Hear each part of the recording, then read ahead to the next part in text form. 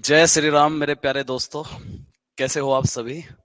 आज का दिन शुभ है, कल का भी दिन शुभ होगा क्योंकि कल प्राण प्रतिष्ठा होने वाली है अयोध्या में भगवान श्री राम की। तो आप सभी को भगवान जी के भारत देश में आने पर बहुत बहुत बधाई। आज की जो हमारी क्लास है वो क्लास है, दूसरी क्लास है करंट अफेयर्स की, क्योंकि इस टाइम हम लोग पढ़ रहे हैं अब करंट अफेयर्स एप्लीकेशन पे। यूपीजी के आपकी कंप्लीट हो चुकी है, बाकी सब्जेक्ट की जो थ्योरी क्लास है वो भी आपको धीरे धीरे मिल जाएगी, पेपर से पहले आपका सब कुछ हो जाएगा। आज जो हम करंट अफेयर पढ़ रहे हैं वो पढ़ रहे हैं जी टॉपिक वाइज, पूरे एक साल की करंट अफेयर पढ़ रहे हैं। और कल मैंने इसमें आपको इंपॉर्टेंट व्यक्तित्व बताए थे कि कौन कौन व्यक्ति क्या क्या है। आज का जो हमारा टॉपिक है इस क्लास 2 में वो है G20 जो 2023 में हुआ है। तो यहां से किस किस प्रकार के सवाल बन सकते हैं वे सवाल भी मैं लेकर के आया हूं, लेकिन उससे पहले हम थोड़ी सी थ्योरी समझेंगे। थ्योरी क्या है, G20 क्या होता है। G20 ध्यान से समझो, G20 20 देशों का एक समूह होता है। कितने देशों का होता है ये? 20 देशों का एक समूह होता है। और ये समूह इसलिए बना था 20 देशों का कि जो 20 देश जिनकी अर्थव्यवस्था उभर रही है, जो विकासशील है और विकसित वाली श्रेणी में आना चाहते हैं, वे देश आपस में मिलकर के किस प्रकार के ट्रेडिंग रूल्स बनाएंगे, ट्रेडिंग पॉलिसी बनाएंगे, ठीक है, किस प्रकार से वे अपने देश की इकोनॉमी को ग्रोथ करेंगे, इकोनॉमी ग्रोथ करेंगे, ठीक, डेवलपमेंट पॉलिसी क्या रहेगी, इन सभी पर डिस्कस होता है डेवलपमेंट पॉलिसी, ठीक है। और 20 देश इसमें है। अब जो है 2023 में एक नया मेंबर और जुड़ गया है जिसका नाम है अफ्रीकन यूनियन। तो इस ग्रुप का नाम अब होने वाला है G21, ठीक है जी, G21। कौन सा देश जुड़ा है? जो नया देश जुड़ा है उसका नाम है अफ्रीकन यूनियन। अफ्रीकन यूनियन को भी जोड़ दिया है, पूरा यूनियन है, पूरा संघ है ये अफ्रीकन यूनियन। इसी प्रकार यूरोपियन यूनियन भी जुड़ा हुआ है। अच्छा, क्या 20 के 20 देश सारे के सारे देश जो है विकासशील ही है क्या? नहीं, इनमें से कुछ देश विकसित देश भी है जो विकासशील देशों को मदद करते हैं, उनकी सहायता करते हैं, ठीक है। 2023 वाली जो बैठक हुई है, जो अध्यक्षता हुई है, वो किसने की है? भारत ने की है। भारत में ही होस्टिंग हुई है, भारत ने अध्यक्षता की है। और कौन रहे अध्यक्ष पद पे? नरेंद्र मोदी 2023 में, ठीक है जी, 2023 में। अच्छा, इससे पहले किसके पास थी 2022 में? 2022 में थी जी ये इंडोनेशिया के पास। इंडोनेशिया, और इंडोनेशिया के बाली में मीटिंग हुई थी G20 की 2022 में। ये फैक्ट्स आपको ध्यान रखने हैं, ठीक है। क्लियर है बात यहां तक? अच्छा जी, इंडोनेशिया, अगर मैं इंडोनेशिया की बात करूं तो इंडोनेशिया कौन से द्वीप पर पड़ता है? हिंद महासागर में एक द्वीप है जावा द्वीप। ये मैंने आपको भूगोल में भी कराए थे यूट्यूब पर, अगर आपने क्लास देखी होगी। हिंद महासागर में एक जावा द्वीप है और इस जावा द्वीप पर राजधानी है इंडोनेशिया की जकार्ता। इंडोनेशिया की राजधानी का नाम क्या है? जकार्ता, ठीक है, जकार्ता। अच्छा, इंडोनेशिया की जो है, अच्छा इसकी तो चलो मैं अलग से क्लास लेके आऊंगा। इंडोनेशिया, हर देश की मुद्रा और हर देश की राजधानी, एक टॉपिक, एक सवाल आपका इस टॉपिक से बन सकता है, उसकी मैं अलग ही वीडियो लेकर के आऊंगा, ठीक। इंडोनेशिया के जो है जकार्ता, जकार्ता में ध्यान देंगे, इंडोनेशिया जकार्ता में ही अंतरराष्ट्रीय संगठन है आसियान, उसका हेडक्वार्टर भी इंडोनेशिया के जकार्ता में ही है, ठीक है, इंडोनेशिया के जकार्ता में। अच्छा जी, 2022 में तो इंडोनेशिया में थी, 2021 में किसके पास थी? 2021 में इसकी अध्यक्षता, G20 की अध्यक्षता हर साल होती है, हर साल मीटिंग होती है अलग अलग देशों में, अलग अलग मेंबर कंट्रीज में।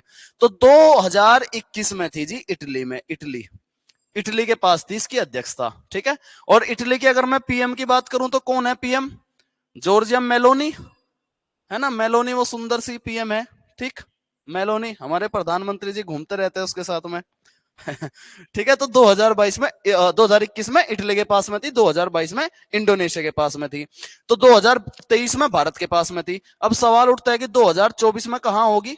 तो सवाल बन सकता है 2024 में नरेंद्र मोदी ने सौंपी है ये ब्राजील के राष्ट्रपति को, ब्राजील में होगी जी, ब्राजील में। और अगर मैं ब्राजील के राष्ट्रपति की बात करूं तो ब्राजील के राष्ट्रपति कौन है? लूला डा सिल्वा, लूला डा सिल्वा, ठीक है, ये ब्राजील के राष्ट्रपति है लूला डा सिल्वा। इनको अध्यक्षता सौंपी है 2024 की, किसने? भारत ने। समझ आ गई बात? तो तो ये भी ब्राजील में होगी।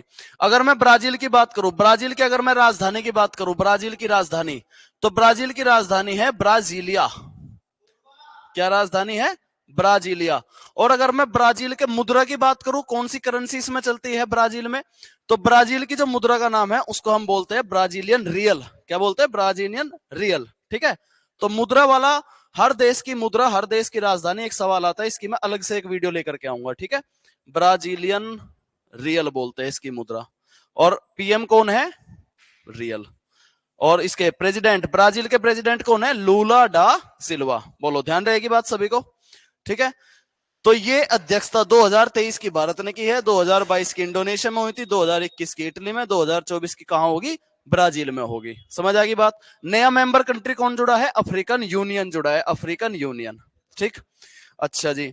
G20 में बात करते हैं, हुई कहां है? देखो, G20 की जो शेरपा मीटिंग हुई है ना, शेरपा मीटिंग, शेरपा मीटिंग, वो लगभग 200 से ज्यादा मीटिंग हुई है। 200 से ज्यादा, कितनी? 200 से ज्यादा मीटिंग। और 200 से ज्यादा मीटिंग कितने शहरों में हुई है? 60 शहरों में। 60 शहरों में 200 से ज्यादा मीटिंग हुई है G20 की, 60 शहरों में। सवाल बन सकता है कि पहली मीटिंग कहां हुई? सबसे पहली मीटिंग जो करी थी G20 ने, पहली मीटिंग वो हुई है उदयपुर, राजस्थान के उदयपुर में, राजस्थान के उदयपुर में। ठीक है, क्लियर है यहां तक बात? अच्छा, जो फाइनल मीटिंग हुई है G20 की, फाइनल मीटिंग वो हुई है नई दिल्ली में। तो नई दिल्ली में एक बिल्डिंग बनाई गई, बिल्कुल नए रूप से वो बिल्डिंग बनाई गई। सवाल बन सकता है कि उस बिल्डिंग का नाम क्या है, तो उस बिल्डिंग का नाम है जी भारत मंडपम। नई दिल्ली में जिस बिल्डिंग में ये मीटिंग हुई है उसका नाम है भारत मंडपम, मंडपम। ठीक है, भारत मंडपम। और भारत मंडपम में आप देखोगे तो भारतीय संस्कृति को बहुत अच्छे तरीके से उत्कीर्ण किया है। हमारी जो संस्कृति, हमारा जो इतिहास रहा है, प्राचीन इतिहास से लेकर के आधुनिक इतिहास तक, वो सारी संस्कृति इस भारत मंडप में दी है। और इस भारत मंडप में विदेशियों को लुभाने, विदेशी मेहमानों को लुभाने के लिए जो मोटे अनाज की फसल है, ठीक है, इसको भी प्रमोट किया है। और इससे ही उनके खाना पीना, उनका जो खाना पीना था वो बना था मोटे अनाज से। ठीक, मोटे अनाज को प्रमोट करने के लिए। ठीक है, अच्छा, भारत मंडपम में एक मूर्ति लगी हुई है। कौन सी मूर्ति है? वो मूर्ति है जी नटराज की मूर्ति। तमिलनाडु से लाई गई थी नटराज की मूर्ति, और इसकी ऊंचाई है 22 फुट के करीब, 22 फुट नटराज की मूर्ति भारत मंडप में लगी है। ठीक है, ध्यान रहेगी बात। सवाल बन सकता है कि इस मीटिंग में कौन से दो देश के प्रतिनिधि नहीं आए, तो ध्यान रखना, रूस और चीन। रूस और चीन के जो प्रेसिडेंट है वो इस मीटिंग में नहीं आए, बल्कि उनके प्रतिनिधि आए, प्रेसिडेंट वगैरह को भेजा गया। रूस के प्रेसिडेंट की बात करूं तो रूस का प्रेसिडेंट है व्लादिमीर पुतिन। ठीक है, व्लादिमीर पुतिन, जिनके खिलाफ एफएटीएफ ने लिस्ट जारी की है, वारंट जारी किया है कि इनको पकड़ना है एफएटीएफ ने। ठीक है, फाइनेंशियल एक्शन टास्क फोर्स ने इनको ग्रे लिस्ट में भी डाला है। और चीन के राष्ट्रपति की अगर मैं बात करूं तो कौन है? सी जिनपिंग, चाइनीज कम्युनिस्ट पार्टी, सी जिनपिंग चीन के है। तो ये दो देशों के जो प्रेसिडेंट है वो इस G20 मीटिंग में नहीं आए, ध्यान रखेंगे सभी। अच्छा, हमने जो है अतिथि देश भी बुलाए। तो कितने देशों को बुलाया? 9 देशों को गेस्ट के तौर पे हमने बुलाया, 9 देशों को। ठीक है, 9 देशों को। कौन कौन से 9 देश है वे ध्यान से देखेंगे। एक तो है बांग्लादेश, बांग्लादेश,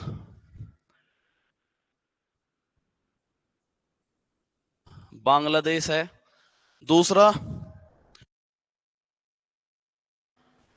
सिंगापुर,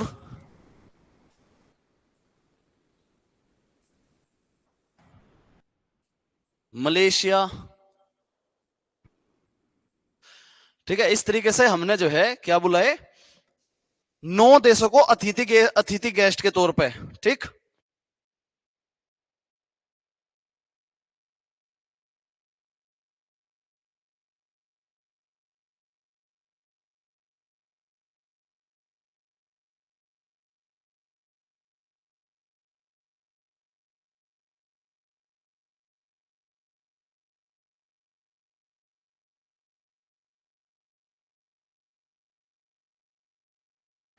आगे देखो और कौन से देश है इसमें, बांग्लादेश, सिंगापुर, मलेशिया, मिस्र, इजिप्ट। मिस्र को हम अंग्रेजी में इजिप्ट भी बोलते हैं, इजिप्ट। ठीक है। पांचवा देश देखो, पांचवा देश है जी मॉरिशस।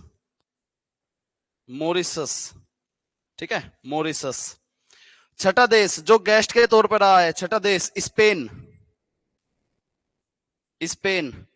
सातवां देश यूएई, यूएई, ठीक है, यूनाइटेड अरब एमिरेट्स, जहां सऊदी अरब है, ठीक है, यूएई। आठवां देश रहा है जी नीदरलैंड, नीदरलैंड। और जो नौवां देश है वो रहा है ओमान। तो ये सारे G20 में गेस्ट के तौर पर है, गेस्ट, ठीक है। ये मेंबर तो नहीं है, लेकिन ये गेस्ट है। गेस्ट क्यों बुलाए गए, देखो इनके पीछे एक कहानी है, वो कहानी आपको यूट्यूब पे मिल जाएगी। कैसे बांग्लादेश को क्यों बुलाया गया, क्योंकि बांग्लादेश आजादी भारत की वजह से हुआ था, और अभी दोबारा से वहां नई पीएम बनी है, जो पीएम है वही है जो पहले थी, शेख हसीना, भारत के पक्ष की बात करती है। और जिस तरीके से मालदीव में एंटी इंडिया गवर्नमेंट आई हुई है ना, मालदीव में एंटी इंडिया, वहां की गवर्नमेंट ने इंडिया के खिलाफ प्रोटेस्ट वगैरह किए और गवर्नमेंट बन गई, क्योंकि उस एंटी इंडिया जो गवर्नमेंट थी जिसने आंदोलन किए थे, उसको फंड मिलता था चाइना की तरफ से, और चाइना की तरफ से फंड लेकर के उसने जनता का विश्वास जीत करके वो चुनाव जीत गई, और अब इंडिया के अगेंस्ट जो है वो प्रोटेस्ट करती है। इसी प्रकार बांग्लादेश में भी एक एंटी इंडिया पार्टी है, लेकिन वो चुनाव नहीं जीत पाई, दोबारा से शेख हसीना जीत गई, और बांग्लादेश के साथ में हमारे अच्छे संबंध रहे, इसलिए उसको गेस्ट के तौर पे बुलाया है। वैसे बांग्लादेश के साथ हमारे अच्छे संबंध है शुरुआत से ही। सिंगापुर एक बड़ी कंट्री है, इसको भी हमने गेस्ट के तौर पे बुलाया है। मलेशिया, ठीक है। मिस्र की बात करते हैं, जैसे मिस्र हो गया, यूएई हो गया, ये जो इस्लामिक कंट्रीज है, जो आपकी पड़ती है लाल सागर और फारस की खाड़ी के बीच में जो द्वीप है, ये वाला द्वीप, ठीक है, यहां ये कंट्री पड़ती है, और ये तेल प्रोडक्शन में बहुत इंपॉर्टेंट कंट्रीज है, इनके साथ भी घनिष्ठ संबंध हमारे होने चाहिए, और यूएई के साथ हम अच्छे संबंध बना रहे हैं, ठीक है। इसके अलावा ओमान और नीदरलैंड, ठीक है, स्पेन और मॉरिशस, ये सभी हमने गेस्ट के तौर पे बुलाए हैं, 9 कंट्रीज। बोलो क्लियर हो गई बात? अच्छा जी, आगे बढ़ेंगे। आगे देखो क्या क्या इसमें हुआ है। इसमें 2 एलियंस, एक एलियंस बना global biofuel aliens, global biofuel aliens, global biofuel aliens. इस ग्लोबल बायोफ्यूल एलियंस की घोषणा हुई है, भारत द्वारा ही घोषणा की गई है, और भारत के साथ में कुछ अन्य कंट्रीज भी है जो इस एलियंस को जोड़ेगी। देखो एलियंस क्या है, बायोफ्यूल। ये बायोफ्यूल इसलिए बनाया गया ये एलियंस, ताकि हम एक ऐसी ऊर्जा क्रिएट करें जिससे प्रदूषण कम होता हो। वैसे हमारा जो देश है वो ऊर्जा जिसके न्यूट्रल कार्बन निकलता था, कार्बन को न्यूट्रल करने के लिए कुछ विकल्प ऐसे ढूंढ रहा है, जैसे ट्रेन वगैरह इलेक्ट्रिक चलने लग गई है, वाहन वगैरह इलेक्ट्रिक हो गए हैं, ठीक है। तो इलेक्ट्रिसिटी पे और ऐसी ऊर्जा पे जो प्रदूषण कम करती है, हम ऐसी ऊर्जा पे काम कर रहे हैं, और हमारा मिशन भी है कि 2070 तक zero carbon policy, zero carbon, इसको हम अचीव करेंगे 2070 तक, ये हमारी पॉलिसी भी है। तो ये एलियंस बनाया जिसमें कुछ देश जुड़े भी है। इसके अलावा एक एलियंस और बना है, और ये इंपॉर्टेंट है, ये इंपॉर्टेंट इसलिए है ताकि चाइना को मात दी जा सके। चाइना करता क्या है, चाइना हिंद महासागर के जरिए, आप ध्यान से समझोगे, अगर मान लो ये हमारा यहाँ पे भारत है, ठीक है, ये अगर हमारा भारत है एशिया में, तो इसके ऊपर इधर यहां पड़ता है चाइना, यहां चाइना पड़ता है, ठीक है, और यहां पड़ता है दक्षिण, फिर ये म्यांमार होते हुए ये जो है आसियान मेंबर कंट्रीज है, ये सब इधर, ये इंडोनेशिया हो गया, और यहाँ एक मलक्का स्टेट है, मलक्का स्टेट, और ये है सारा दक्षिण चीन सागर। तो इस दक्षिण चीन सागर के माध्यम से, मलक्का स्टेट के माध्यम से, हिंद महासागर से होते हुए, ठीक, ऐसे एशिया में यहाँ पाकिस्तान जो उसका मित्र है चाइना का, पाकिस्तान से होते हुए इधर अफगानिस्तान, फिर ईरान, फिर इराक, यहां से होते हुए वो क्या करेगा, भूमध्य सागर पे जाएगा चाइना, और फिर यूरोप में अपनी पकड़ बना लेगा। और इसके लिए उसका एक मिशन चल रहा है जिसको हम बोलते हैं OBOR, one belt one road initiative, हम बोलते हैं one belt one road initiative. इसीलिए जो चाइना के पास हमारा लद्दाख वाला रीजन है अक्साई चिन, और जो पाकिस्तान के पास रीजन है POK, इसीलिए पीओके को लेना संभव है, क्योंकि पाकिस्तान को सपोर्ट करता है चाइना, क्योंकि उसको यहां से ऐसे रोड निकालनी है, ऐसे रोड निकालनी है OBOR के तहत, ठीक है ना। तो इस OBOR को टक्कर देने के लिए हमने G20 में एक और एलियंस बनाया है, और इस जो एलियंस का नाम है, इसका नाम है India middle east economic corridor. क्या नाम है? India middle east, India middle east, India middle east economic corridor.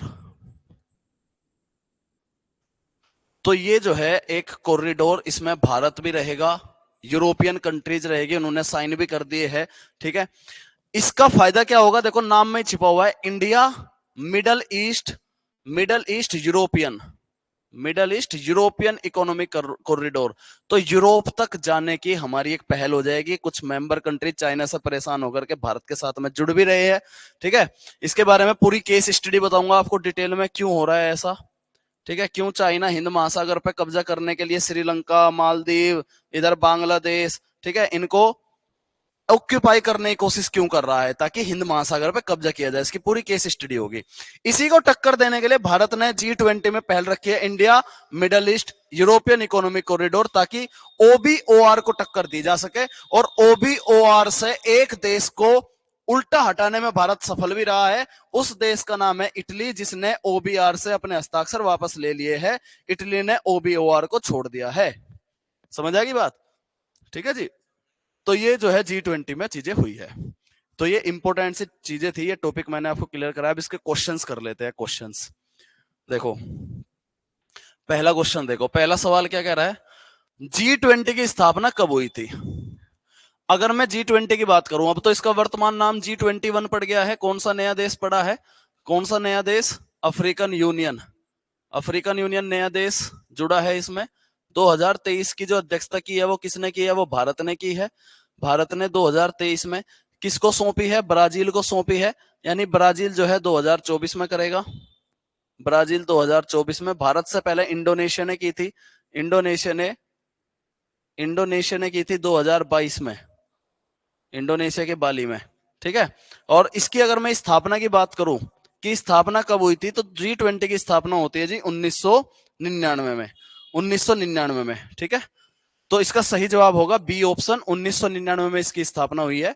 वाक्य भी दे रखी है, देखो ध्यान से। G20 की स्थापना 1999 में विकसित और विकासशील देशों के वित्त मंत्री और केंद्रीय बैंक गवर्नरों को एक मंच पर लाने के लिए की गई थी उस टाइम पे। तो सवाल यह भी बन सकता है आपसे कि किस लिए की गई थी G20 की स्थापना? तो G20 की स्थापना 1999 में होती है। विकसित और विकासशील दोनों देश, विकसित और विकासशील दोनों, सभी दुनिया में जितने भी विकसित और विकासशील देश है, उनको इकट्ठा करने के लिए उनके वित्त मंत्रियों को और उनके बैंक के उनके बैंक के गवर्नरों को एक प्लेटफॉर्म पर लाने के लिए, ताकि अर्थव्यवस्था का डिस्कशन हो कि आपके देश में क्या चल रहा, कैसे चल रहा, ठीक है। इसका असर आपने देखा भी होगा कि जब G20 मीटिंग हुई तो दिल्ली को इस तरीके से सजाया गया। हमने अपनी भारत की संस्कृति दिखाई, इंडिया को भारत के नाम से हमने रिप्रेजेंट करा, ठीक। सड़कों पे जाओगे, दीवारों पे जाओगे, नए नए टनल बने, नई नई रोड बनी, ठीक है, मेहमानों को आकर्षित करने के लिए। और जो हमारे पकवान रहे, जैसे मोटे अनाजों से बने पकवान है, जो हमारे होटल है, जो हमारे रेस्टोरेंट है, उनको भी तरक्की पे लाया गया। और इसके अलावा G20 की मीटिंग अलग अलग शहरों में हुई, तो जिन जिन शहरों में हुई तो कहीं ना कहीं उन शहरों का डेवलपमेंट भी हुआ है। तो इस मीटिंग के आने से कुछ ना कुछ तो डेवलपमेंट हुआ ही है, ठीक है। ऐसे ही हमारे अब अयोध्या में डेवलपमेंट हो गया है। अगले सवाल पे चलते हैं। अगला सवाल देखो, दूसरा सवाल, G20 के बारे में निम्नलिखित में से कौन सा कथन सही नहीं है? ये पूछा है, सही नहीं है।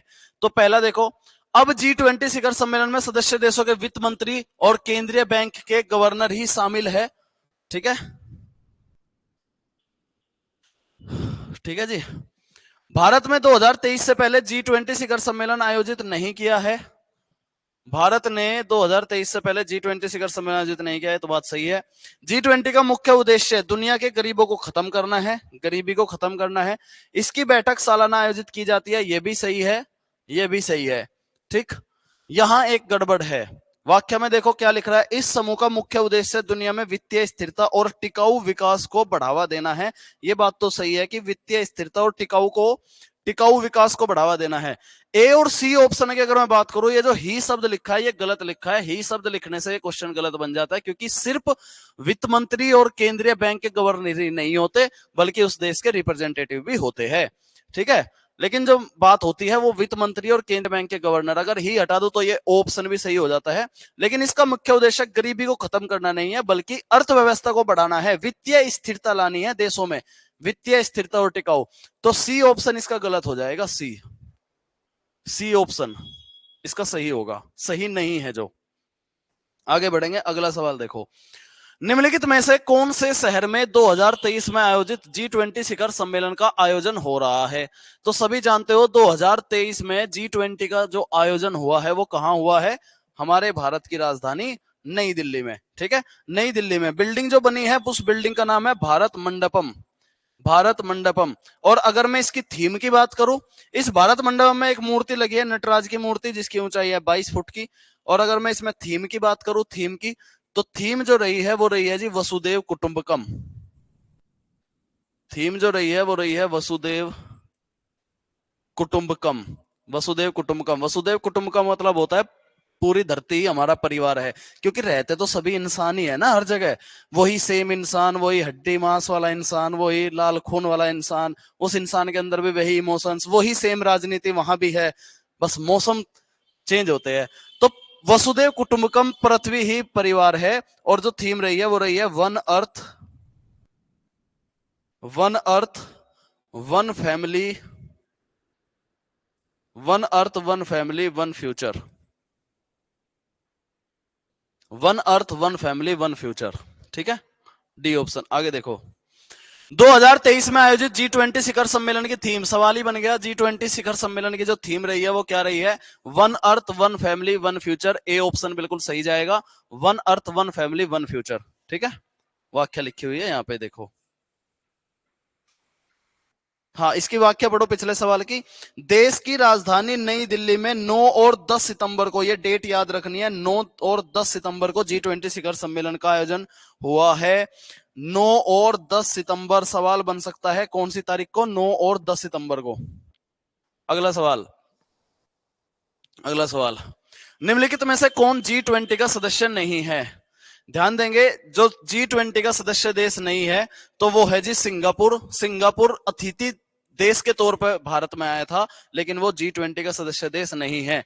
आप लोगों का होमवर्क ये है कि G20 के जितने भी मेंबर कंट्रीज है उनको आपको एक बार देख लेना है। ठीक है, एक बार देख लेना है। आगे देखो, G20 के संबंध में निम्न में से कौन सा कथन सही नहीं है? नहीं पूछा है सही नहीं है, ध्यान दो। G20 की बैठकों में यूरोपीय संघ का प्रतिनिधित्व यूरोपीय आयोग और यूरोपीय सेंट्रल बैंक द्वारा किया जाता है। ये बात सही है। G20 की जो बैठक होती है उसमें उनके प्रतिनिधित्व भी रहते हैं, मतलब या पीएम या प्रेसिडेंट जो भी। ठीक है, यूरोपीय आयोग और यूरोपीय सेंट्रल बैंक, बैंक तो रहेगा ही। ठीक है, सेंट्रल बैंक द्वारा किया जाता है। ए ऑप्शन सही है। G20 के देश दुनिया के कुल 85% जीडीपी, सकल घरेलू उत्पाद को हम बोलते हैं, जीडीपी को बनाते हैं। ये भी सही है, 20 देश है और 20 के 20 बड़े देश है, तो जाहिर सी बात है पूरी दुनिया के 85% जीडीपी वो शेयर करेंगे। विश्व व्यापार में G20 के देश 80% का योगदान देते हैं, ये भी सही है। व्यापार में जो है एक दूसरे के साथ 80% का योगदान देते हैं। और G20 देशों की दुनिया में करीब 40% जनसंख्या। एक बात बताओ, बड़े बड़े देश है, बड़े बड़े देश, खुद भारत भी जो पहले नंबर पर पहुंच गया जनसंख्या में, क्या पूरी दुनिया का सिर्फ 40% ही रहेगा? 40% नहीं है, 50% से भी ज्यादा है, लगभग 66.66%। इतनी जनसंख्या रहती है G20 देशों में, इन 20 देशों में। और अब तो अफ्रीकन यूनियन भी जुड़ गया, तो अब तो और भी हो गई है। आगे देखो, G20 का पहला शिखर सम्मेलन कहां हुआ था? सवाल बन सकता है, पहला शिखर सम्मेलन कहां हुआ था? आंसर रहेगा अमेरिका। सबसे पहले जो शिखर सम्मेलन रहा है वो अमेरिका में वाशिंगटन में 2008 में हुआ था। 2008 वाशिंगटन, 2008 वाशिंगटन। ठीक है, आगे देखो, अभी तक G20 के कितने शिखर आयोजन किए जा चुके हैं? इंपोर्टेंट सवाल है, पूछा जा सकता है कितने शिखर आयोजन हो चुके हैं? क्या 5, क्या 5, 9, क्या 11, क्या 18?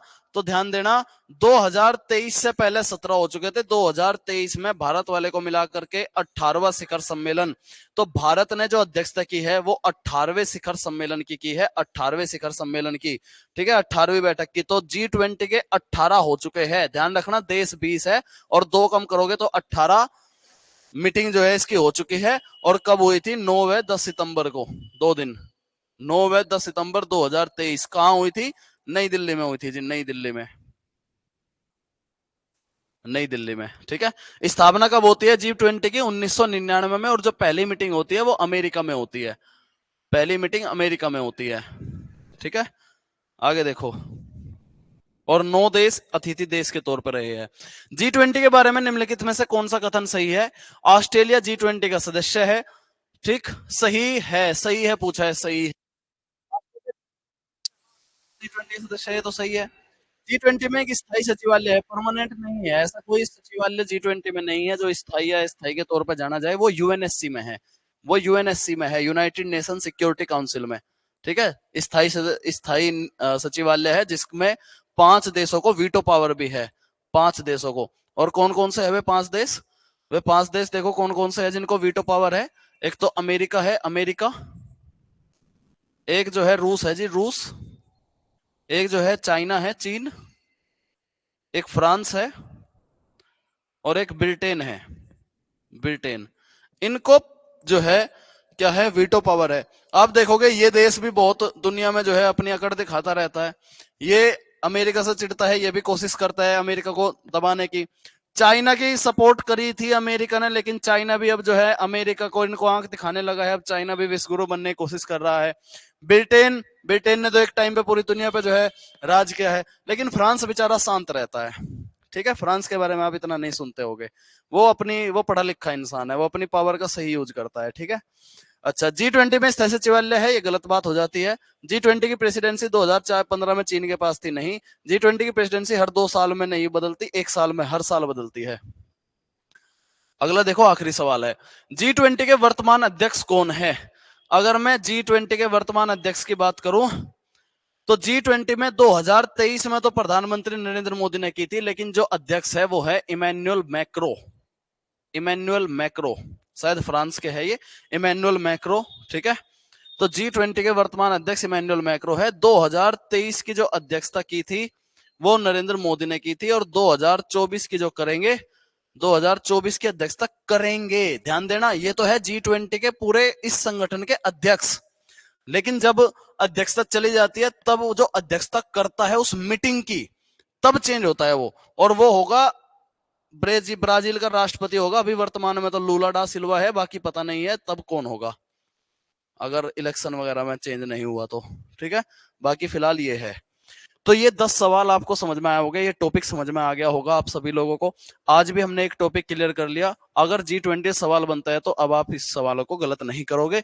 कल की हमारी क्लास में पहले वर्ल्ड कप रहेगा और फिर वर्ल्ड कप के बाद खेल से ही रिलेटेड कुछ सवाल और रहेंगे, ठीक है। कल की करंट अफेयर में खेल से रिलेटेड कल का टॉपिक रहेगा, खेल। उम्मीद करता हूं आपको ये वीडियो समझ में आई होगी। अच्छे से तैयारी करो, अपनी नोट्स बना के रखो, रिविजन करते रहो बार बार, ठीक है। आपकी जल्दी ही